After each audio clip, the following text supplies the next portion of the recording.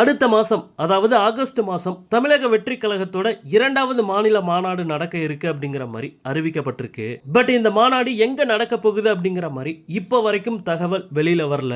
But இது சம்பந்தமா இன்னைக்கு ஒரு அப்டேட் வந்திருக்கு. அது என்ன அப்படிங்கறத பத்தி இந்த வீடியோல டீடைலா பார்க்கலாம். ஜூன் 1ஆம் தேதி மதுரையில திமுக அவங்க கட்சியோட மாநில பொதுக்குழு கூட்டத்தை நடத்தினாங்க. இவங்களுக்கு போட்டியா பாஜக மையக்குழு நிர்வாகிகள் ஆலோசனை அப்படின்னு மாநாடு மாதிரியான ஒரு கூட்டத்தை மத்திய அமைச்சர் அமித்ஷாவை வச்சு நடத்தினாங்க. பிஜேபியும் பாத்தீங்கன்னா மதுரை ஒத்தக்கடை பகுதியில் இந்த கூட்டத்தை நடத்தினாங்க. அதுக்கப்புறம் இந்த முன்னணி சார்பா ஜூன் 22ஆம் தேதி முருக பக்தர் மாநாடு நடந்தது. இது பக்தர்கள் மாநாடா இருந்தாலும் பிஜேபி மற்றும் கூட்டணி கட்சியினர் கலந்துகிட்டதுனால இதுவும் ஒரு அரசியல் கட்சி மாநாடாவே பார்க்கப்பட்டுச்சு.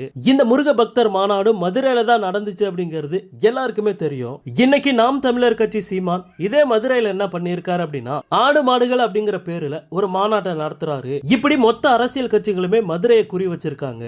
இந்த நிலைமையில தமிழக வெற்றி கழகத்தோட தலைவர் தளபதி முதல் மாநில மாநாட்டை வட மாவட்டமான விழுப்புரம் மாவட்டத்தில் நடத்தி முடிச்சாரு. இப்போ 2வது மாநில மாநாட்டை தென் மாவட்டங்கள்ல நடத்தலாம் அப்படிங்கிற மாதிரி தளபதி முடிவு பண்ணியிருக்காராம். அதுவும் மதுரையில நடத்துறதுக்கு முடிவு பண்ணப்பட்டிருக்கு அப்படிங்கிற மாதிரி சொல்லப்படுது. இதுக்காக மாநாடு இடம் தேர்வு செய்யக்கூடிய பணியில தமிழக வெற்றி கழகம் தீவிரமா இறங்கியிருக்காங்களாம். இது சம்பந்தமா இப்போ வந்திருக்க ஒரு லேட்டஸ்டான அப்டேட் என்ன அப்படின்னு பார்த்தோம்னா தமிழக வெற்றி கழகம் சார்பா 6 பேர் கொண்ட ஒரு குழு இன்னைக்கு மதுரைக்கு போயிருக்காங்க. மதுரையை சுத்தி உள்ள சில இடங்களுக்கு போயிட்டு ஆய்வு செஞ்சிருக்காங்க. சோ மாநாட்டுக்கான இடங்களை தேர்வு செய்யக்கூடிய பணிகளை ஸ்டார்ட் பண்ணிட்டாங்க.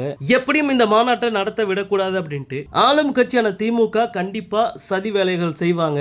பட் தளபதி முடிவு பண்ணிட்டாரு இந்த மாநாட்டை நடத்தி காட்டுவாரு. ஓகே நண்பா, மதுரையில மாநாட்டை நடத்துறதுக்கு இடம் பார்த்துக்கிட்டு இருக்காங்க.